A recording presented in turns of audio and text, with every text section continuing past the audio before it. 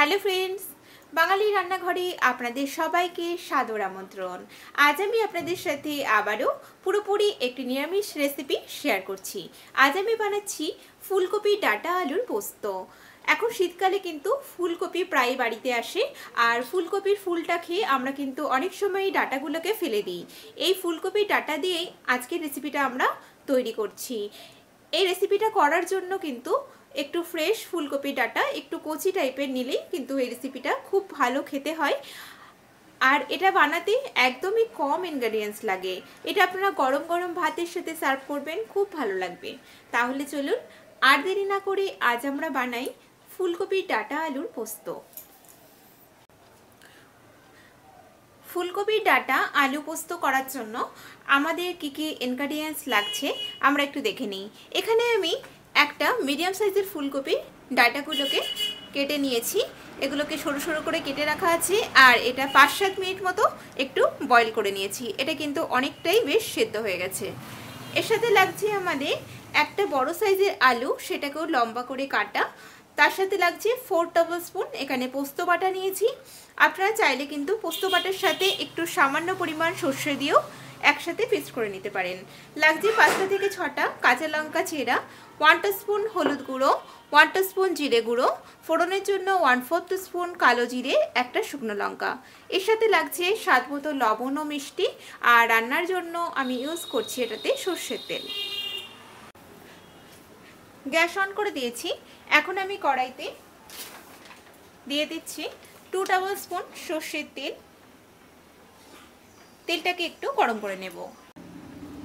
এখন আমি ফোড়ন দিচ্ছি এর মধ্যে শুকনো লঙ্কা আর কালো জিরে। প্রথমেই আমি আলুগুলোকে ভেজে নেব।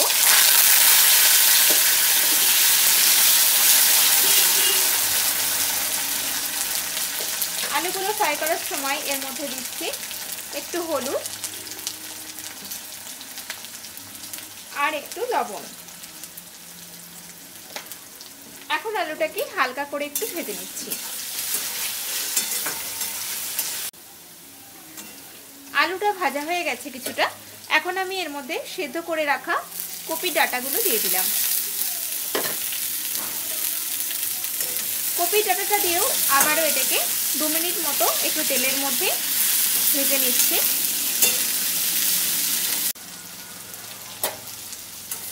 এটা হালকা ফ্রাই হয়ে গেছে।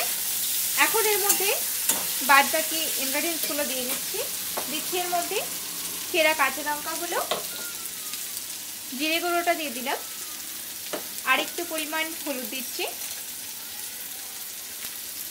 লবণ দিচ্ছি আর একটু। আলুটা ভাজার সময় লবণ দিয়েছি, তাই লবণের পরিমাণটা একটু বুঝে দিতে হবে।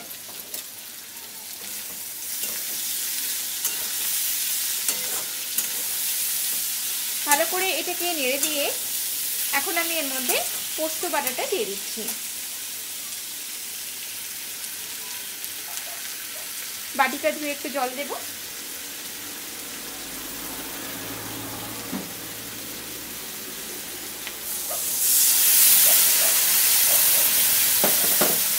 এক কাপ মতো এর মধ্যে জল দিয়ে দিলাম।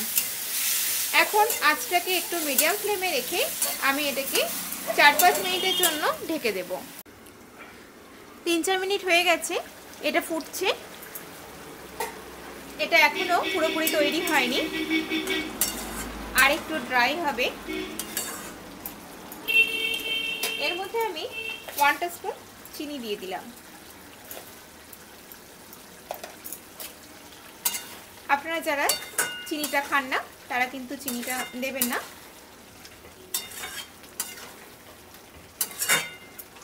আবারও এটাকে আমি 3-4 মিনিট ফুটতে দিচ্ছি।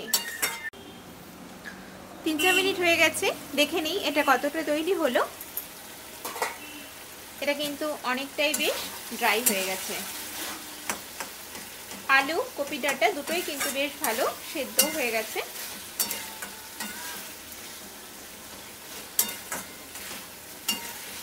নামানোর আগে অবশ্যই লবণ আর মিষ্টিটা চেক করে নিতে হবে।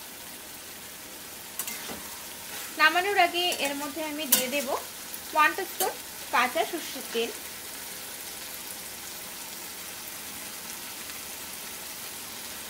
একটু সরষের তেল দিয়ে দিলাম। আবারও এটাকে একবার নেড়ে দিয়ে আমি এখন গ্যাসটা বন্ধ করে দেব। এটা সার্ভ করার জন্য কিন্তু একদম তৈরি হয়ে গেল আমাদের ফুলকপির ডাঁটা আলুর পোস্ত। আমার ভিডিওটা যদি আপনাদের ভালো লেগে থাকে প্লিজ আমার ভিডিওটাকে লাইক, শেয়ার, কমেন্ট করবেন। আর নিত্য নতুন রেসিপির আপডেট পাওয়ার জন্য আমার চ্যানেলটিকে সাবস্ক্রাইব করবেন। সবাই ভালো থাকবেন। আমি আবারও হাজির হব নতুন কোনো রেসিপি নিয়ে। নমস্কার।